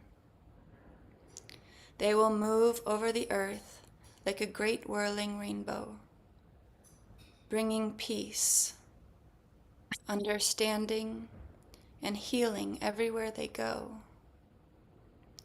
Many creatures thought to be extinct or mythical will resurface at this time. The great trees that perished will return almost overnight. All living things will flourish, drawing sustenance from the breast of our mother, the earth. The great spiritual teachers who walked the earth and taught the basics of the truths of the whirling rainbow prophecy will return and walk amongst us once more, sharing their power and understanding with all. We will learn how to see and hear in a sacred manner. Men and women will be equals in the way Creator intended them to be. All children will be safe anywhere they want to go. Elders will be respected and valued for their contributions to life. Their wisdom will be sought out. The whole human race will be called the people, and there will be no more war, sickness, or hunger forever.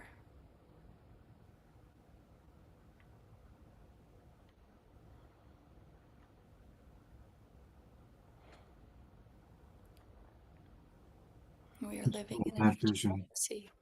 Let's hold that vision. That is the awakening world. That is what all of the different people we see on the show, Tangela, whose birthday it is today, by the way, Soul Search, all the people that we bring onto this show, in their own way of bringing in their peace. And each and every one of you watching right now, you're all playing your part. You're all playing your role as we do create this awakening world, this new life. Hannah, thank you so much for sharing with us. And I'm going to bring up the picture one more time of this beautiful being. Doesn't it look like it's like a combination of a Pleiadian cat is what I see. Clearly from another, a unique species. And I love that vision. I've always had the fantasy that in my lifetime, there'll be the return of the unicorn. The unicorns will return. So thank you, Hannah, for sharing that. One more time, I'm going to bring up all of our presenters that are still with us. Thank you so much, everybody, for your beautiful contributions tonight. Good night, Global Peace Drivers. I hope to see you Friday for the program that we do with Dan Drayson. And again on Saturday night here in the Zoom room. Take care, everybody. Have a great couple of days.